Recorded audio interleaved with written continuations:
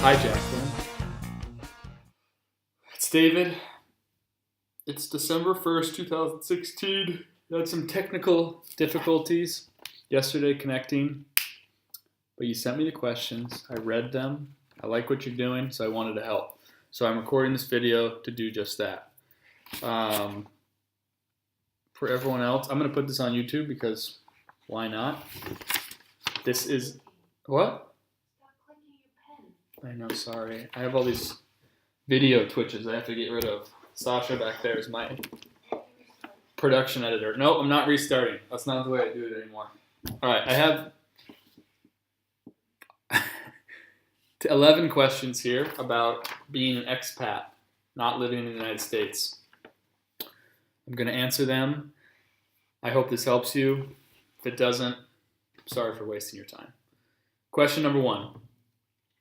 Age/marital status. I turned 30 years old this year. 30 years young. Marital status, that's a complicated one. What is it? It's complicated. It's complicated. Yeah, married but not officially through the government. Married but not recognized by Donald Trump. In a fashion not recognized by President Trump. Are you a parent? That one has a typo, Jaclyn. You got to revise this, but I think you're going for are you a parent? And I'm not a parent. I don't have a born baby yet. Let's just say that for now. How long have you lived outside of the United States?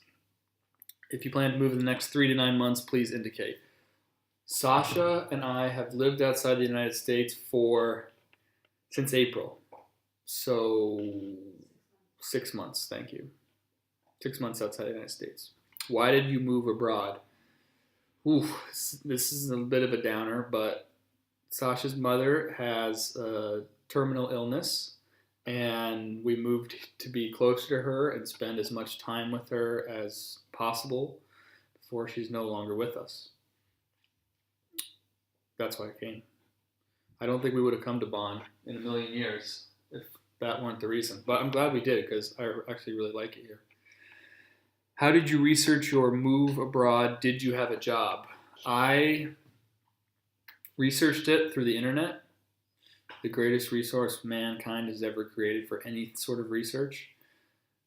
I did have a job. I do have a job. I start companies. I create change.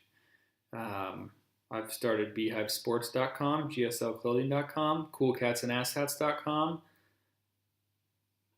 I wrote a book, and I'm starting a new, I wrote a weekly education newsletter, realbrickroad.com, and I'm starting something else.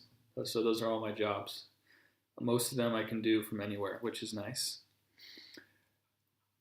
But how long do you plan on being an expat for? I plan to be an expat until next April 20th, which is when we have flight reservations to come back to the United States from Amsterdam. That's right. Flying on 420 from Amsterdam to Salt Lake City. Should be a fun time. What problems, issues do you struggle with in being an expat? This is a long list. I'll try to keep it short since this is already going on 4 minutes. Getting a visa was a struggle. We didn't have any clarity on that until well after we had been here, which is anxiety-inducing. I put this down, recycling. It's very different than the United States. Takes some getting used to. Driving gets some getting used to. Not that it's on the other side of the road, but just as the rules, some of the rules are different. The signs are different. They take your damn photo and send you a ticket in the mail. I've gotten about 12 of those. Also more amorphous. It's just lonely being an expat to some degree. It's hard to meet people. It's hard to meet friends. You have to kind of recreate all your social circles, and you have to miss the ones that you left in the process. So it can be really lonely at times. What resources do you currently use to keep updated on issues that affect you? I think you mean like keep updated on what's going on at home. I use Facebook. Turns out that's probably not a good idea since it's all fake news. but that helps me keep up on what's going on with my friends, and then just some other basic news sites to keep up. I really don't follow the news that much though. What do you love about expat life? Living in Europe is awesome. There are so many cool places and countries and old things and new things to see around us, and it's also close by. It's vastly different from living in Utah, where you can drive 6 hours and still be in a desert that looks remarkably similar to the one you left 6 hours earlier. The other thing is not a small thing. It's just that every day is new.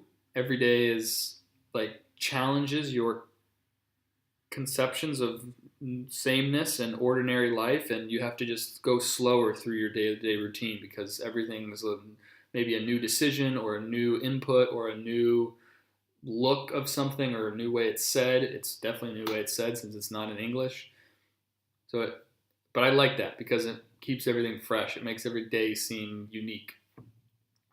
What do you dislike about expat life? It's kind of the other side of that coin. Everything takes longer. It takes so long to get things done, especially in Germany, which is a culture of making appointments, going to the appointment to get a second appointment, and then hopefully maybe at the second appointment you can find out what you screwed up, and then maybe at the third or fourth appointment you can fix those and subsequent mistakes and actually get done what you wanted to get done in the first place. So that everything takes longer. So it's just part of the deal. Also, part of that is just I feel like I've spent money on things I didn't anticipate, but just that because I didn't know. Making mistakes, driving 3 kilometers over the speed limit, they send you a €10 ticket. If they did that in the United States, blood would run through the streets. But I guess it works pretty well because I'm sure they make a killing. Last question. If we could demystify and research one topic about expat life that would be most impactful to you, what would it be? All right, here's the 3 answers I wrote down. You should make a website that has everything you need to know before you move, like a checklist. And within each check item on the list, some internet sites to go research.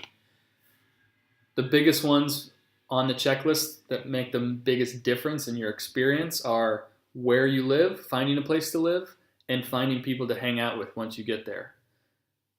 There's basic websites that don't do that great a job of helping you find places because you just might not know the right neighborhoods to be looking in or what the differences are or what sorts of neighborhoods have different sorts of things. And then finding people to hang out with. There's a social network I use called Internations, which is just absolute dog shit. Maybe for other people it's useful, but for me it's just been absolute dog shit. So a better version of that where I could actually meet some local people and go do some local activities or be directed to Facebook pages where I could get involved with those sorts of things would be invaluable to an expat. I hope this has been helpful. Have a nice day.